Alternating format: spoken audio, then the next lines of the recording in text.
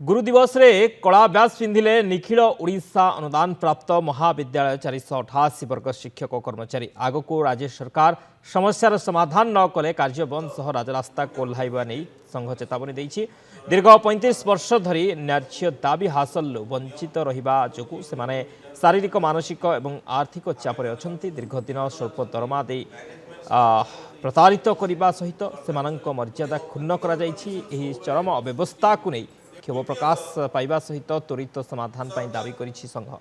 2017 तत्कालीन ओडिशा सरकार सर्वोच्च न्यायालय रे एक सत्यपाठ दाखल पूर्वक एही कर्मचारी माननकु पूर्ण अनुदान घोषणा करथिले। परवर्ती समय सेमानंकु क्याडर व्यवस्था चाकरी शर्तावली एवं गुरुत्वपूर्ण पेंशन सुविधार वंचित करा जायथिला। अनुदान प्रक्रिया रे बारंबार भूल निष्पत्ति जोगु वर्तमान 488 वर्ग महाविद्यालय मानकरे 5टी श्रेणीर कर्मचारी कार्यरत अच्छा। तेणु उच्च न्यायालयर आदेश गुड़ी को कार्यकारी करने सभापति पुरोहित दाबी करिसेंति।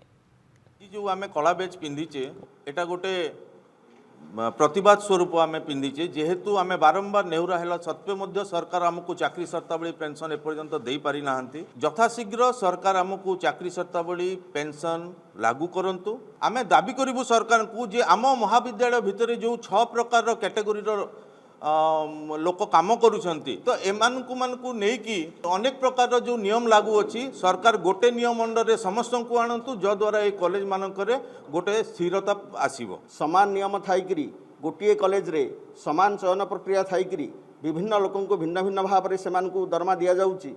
किछि लोकंकर समस्त प्रकार सुविधा अच्छी यूजीसी पाउचंती से माने पेंशन पाउचंती प्रमोशन पाउचंती चाकरी शर्तावली अच्छी किंतु आमे 30-35 वर्ष चाकरी कला परे मध्य ब्लॉकग्रांट ना रे आमको आज पर्यंत चाकरी शर्तावली बा पेंशन दिया जाय नहीं। यदि एभली प्रथा आगु को चालू रहे निश्चित भाव में गुरु माने यार जवाब देबे।